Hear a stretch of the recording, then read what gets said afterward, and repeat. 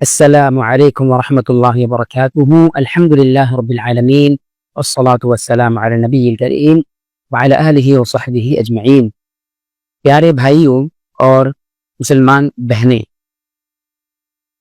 اللہ کے رسول صلی اللہ علیہ وسلم نماز کیسے پڑھا کرتے تھے، اور صحابہ کرام نے اللہ کے رسول صلی اللہ علیہ وسلم کا طریقہ سیکھنے کے بعد اپنے اگلوں کو کیسے سکھایا، اس بات کو جاننا اور سمجھنا بہت ضروری ہے، کیونکہ نماز دین کا بہت ہی اہم اور بہت ہی زیادہ قیمت والا حصہ ہے۔ اللہ کے رسول صلی اللہ علیہ وسلم نے اپنی حدیث مبارکہ میں اسلام کے ارکان جہاں بیان کیے، وہاں پر نماز کو دوسرا رکن قرار دیا۔ اس سے آپ اندازہ لگائیے کہ اسلام میں نماز کی کتنی اہمیت، بلکہ اللہ کے رسول صلی اللہ علیہ وسلم نے یہاں تک فرما دیا، قیامت کے دن حساب جب لیا جائے گا، اللہ تعالیٰ سب سے پہلے بندے کے اعمال میں سے نماز کا حساب لے گا۔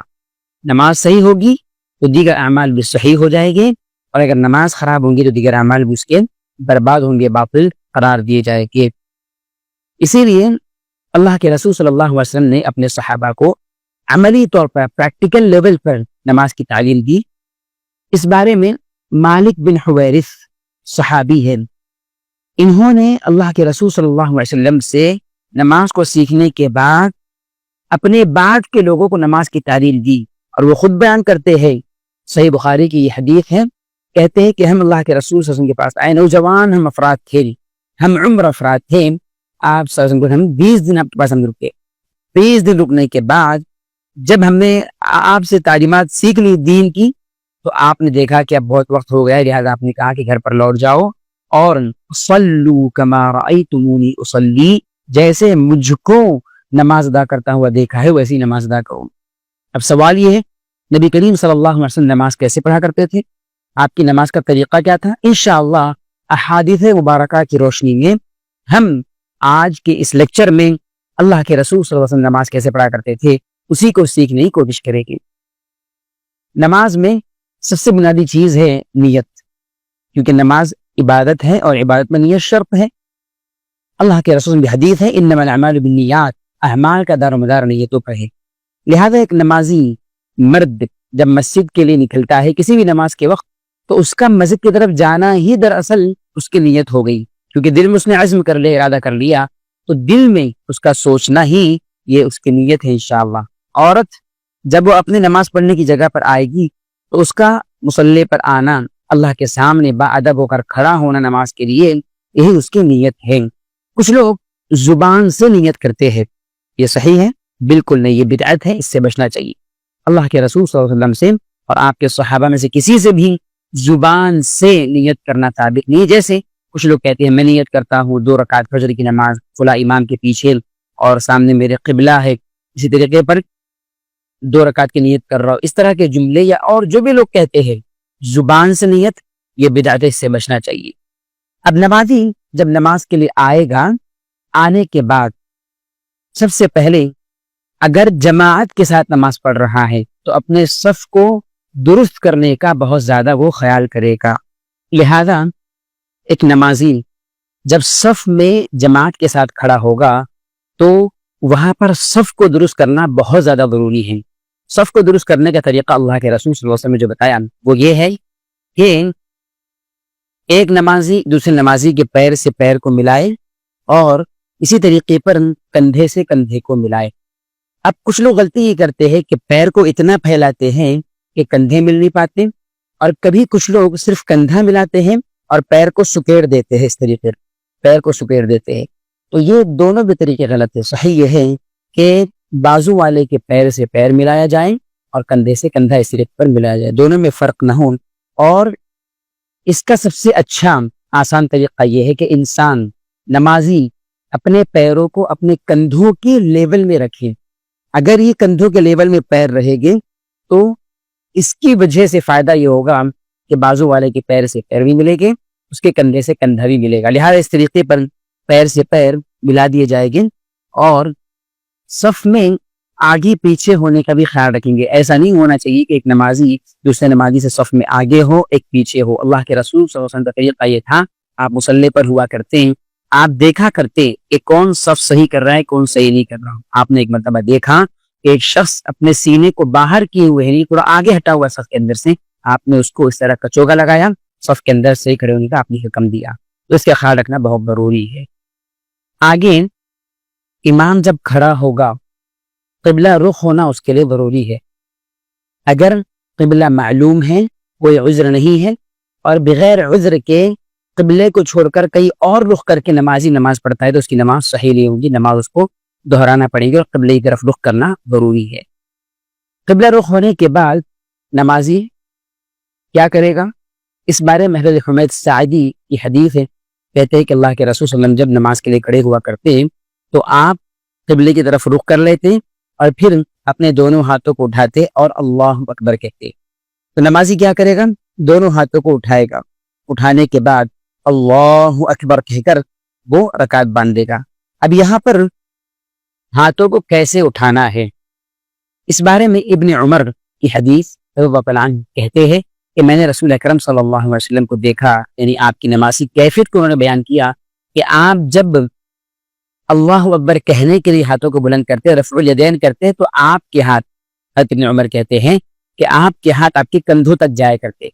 تو نمازی اپنے کندھوں تک ہاتھوں کو لے کر جائے گا، اللہ اکبر اس طریقے کندھوں تک لے کر جائے گا. اور بعض احادیث میں کانوں کا بھی تذکرہ ہے، لہذا دونوں بھی صحیح ہے. اگر کوئی کانوں تک لے کر جاتا ہے اللہ اکبر، یا کوئی اپنے ہاتھوں کو کندھوں تک لے کر جاتا ہے اللہ اکبر اس طریقے کہتے ہوئے، دونوں بھی صحیح.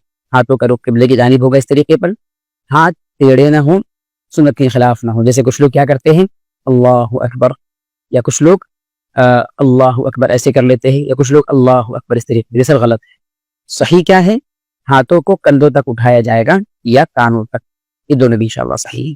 چنانچہ آپ صلی اللہ علیہ وسلم کا طریقہ یہ تھا کہ آپ اللہ اکبر کہہ کر اس طریقے پر تکبیر بھی کہتے اور ساتھ میں رفع الیدین کرتے اور پھر اپنے ہاتھوں کو باندھ دیا کرتے. اب ہاتھوں کو کیسے اور کہاں باندھا جائے؟ اللہ کے رسول صلی اللہ علیہ وسلم سے جو آپ کا عمل ملتا ہے، سنن ابو داود کی حدیث میں اور صحیح ابن خزیمہ کی حدیث میں، آپ صلی اللہ علیہ وسلم ہاتھوں کو رفع الیدین کرنے کے بعد جب آپ ہاتھ باندھتے ہیں، آپ سینے پر اپنے ہاتھوں کو رکھ دیا کرتے تھے. اپنے ہاتھوں کو آپ صلی اللہ علیہ وسلم سینے پر رکھ دیا کرتے.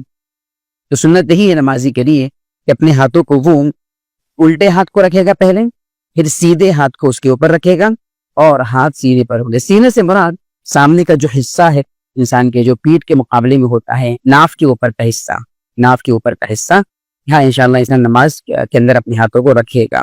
یہاں پر بھی رکھ سکتا ہے، اوپر بھی، اس طریقے پر بھی. کچھ لوگ ہاتھ کے باندھنے میں غلطی کرتے ہیں. وہ غلطی کیا ہے؟ وہ بالکل اس طریقے پر سینے پر تنگ کر دیتے ہیں، اس طریقے پر کرتے ہیں. ایسے انداز میں کندھے ان کے ٹیڑھے ہو گئے، عجیب غریب کیفیت ہو جاتی ہے اور عجیب قسم کے جسم کی بناوٹ بن جاتی ہے اور ہاتھ ایسے عجیب ہوتے ہیں. تو یہ طریقہ اللہ کے رسول کا نہیں ہے اور صحابہ کا نہیں ہے، بلکہ ہاتھ بغیر تکلف کے سادگی کے ساتھ اچھے انداز میں الٹا ہاتھ ہو، اس کے اوپر سیدھا ہاتھ. ہاتھ باندھنے کا جو طریقہ ہے اللہ کے رسول صلی اللہ علیہ وسلم سے، ایک تو ہاتھ پر ہاتھ رکھنا، یہ بھی ثابت ہے، اور ہاتھ کو ہاتھ سے پکڑنا، یہ بھی ثابت. مثال کے طور پر نمازی اپنے ہاتھ کو ہاتھ پر ایسے بھی رکھ سکتا ہے اور اس طریقے پر بھی رکھ سکتا ہے. ایسے ہی اپنے ہاتھ کو یہاں پر وہ پکڑ بھی سکتا ہے ہاتھ سے، اور اسی طریقے پر الٹے ہاتھ کو سیدھے ہاتھ سے پکڑ بھی سکتا ہے. یہ ساری کیفیتیں انشاءاللہ صحیح ہے، اس میں کوئی حرج نہیں. جماعت کے ساتھ میں اگر انسان نماز پڑھ رہا ہے، اس بات کی وہ کوشش کرے کہ ہاتھ کو پورا یہاں تک باندھے تاکہ بازو والا جو نمازی ہے اس کو تکلیف نہ ہو. نماز میں ایسے ہاتھ باندھنا بھی صحیح، اس میں کوئی حرج نہیں، سنت کے مطابق ہی ایسے پکڑنا بھی صحیح ہے. لیکن اگر ایسے کیفیت کو ہم اختیار کریں گے جماعت کی نماز میں، تو چونکہ ہاتھ کی کونیاں باہر نکلی ہوئی ہے، بازو والے کو تکلیف ہوگی، اذیت ہوگی اور صف کے اندر خلل بھی پیدا ہو سکتا ہے. لہذا جماعت کے ساتھ میں اگر نماز پڑھ رہے ہیں تو بازو والوں کا خیال رکھیں تاکہ صف کے اندر بھی خلل نہ ہو اور کسی نمازی کے لیے بھی ڈسٹربنس نہ ہو، مسئلہ نہ ہو. تو ہاتھ اس طریقے پر آپ باندھیے، اچھا ہے. تو آپ ہاتھ کو ہاتھ سے پکڑ بھی سکتے ہیں، اس طریقے پر پکڑ بھی سکتے ہیں اور ہاتھ پر ہاتھ کو رکھ بھی سکتے ہیں انشاءاللہ. لیکن ایسے ہاتھ کرنا یہ غلط ہے. بعض لوگ ایسے ہاتھ ایسے پکڑ لیتے ہیں، یہ ہاتھ باہر نکلا ہوا ہے الٹا والا، اور سیدھا ہاتھ ایسے یہاں پر پکڑ لیتے ہیں. تو یہ سنت کے خلاف ہے، یہ سنت کے خلاف، کیونکہ یہاں یہ پٹھا ہے، پٹھے کو نہیں پکڑنا ہے، بلکہ حدیث میں جو الفاظ ہیں آپ صلی اللہ علیہ وسلم اپنے الٹے ہاتھ پر سیدھے ہاتھ کو الٹا کر، اور ہاتھ کے بارے میں یاد رکھیے کوہنی تک ہی ہاتھ کا حصہ ہوتا ہے، عربی زبان میں ید کا اطلاق کوہنی سے لے کر نیچے تک کا اس کے اوپر ہوتا ہے، تو یہاں پر اس کو رکھ دیا جائے گا۔ ساتھ میں اس مسئلے کو بھی آپ یاد رکھیے کہ مرد عورت دونوں کے لیے نماز کے طریقے میں کوئی فرق نہیں ہے، بس یہ کہ عورت پردے کا خیال رکھے گی، سر پر دوپٹہ لگا دے گی، اس کا صرف چہرہ ہتھیلی کھلا رہے گی، باقی پورا جسم اس کا ڈھکا ہوگا، اور اس بارے میں اختلاف ہے کہ اس کا قدم یعنی پیر اس کے ڈھکے ہوئے کھلے۔ اب بہتر یہ ہے اور احتیاط کا تقاضا ہے کہ عورت اپنے پیروں کو بھی ڈھانک لے، یا کم سے کم اس کا جو لباس ہے، جو بھی لباس اس نے پہن رکھا ہے، کرتا جو بھی ہے، اتنا لمبا ہو کہ اس کے پیر اسے لگ جائیں، یا اگر نہیں تو ساکس لگا لیں، موزے لگا لیں، بہرحال اس کا خیال رکھے۔ البتہ اگر کھلے رہتے ہیں تو بعض علماء کہتے ہیں کہ نماز صحیح ہو جائے گی انشاءاللہ۔ اس کے علاوہ نماز میں عورتوں کا کوئی فرق نہیں ہے، مردوں کا اور عورتوں کا نماز کا طریقہ اللہ کے رسول نے سیم بتایا۔ اب ہاتھ جب باندھ دیا نمازی میں، اس کے بعد سب سے پہلے دعائے استفتاح صلاۃ، اللہ کے رسول صلی اللہ علیہ وسلم سے بہت ساری دعائیں نماز میں قیام کی حالت میں ثابت ہے۔ چنانچہ ایک دعا سبحانک اللہم وبحمدک وتبارک اسمک وتعالی جدک ولا الہ غیرک، ایسے ہی ہاتھ باندھنے کے بعد ایک اور دعا جو پڑھ سکتا ہے انسان، اللہم باعد بینی وبین خطایای کما باعدت بین المشرق والمغرب، اللہم نقنی من خطایای کما ینقی الثوب الابیض من الدنس، اللہم اغسلنی من خطایای بالماء والثلج والبرد۔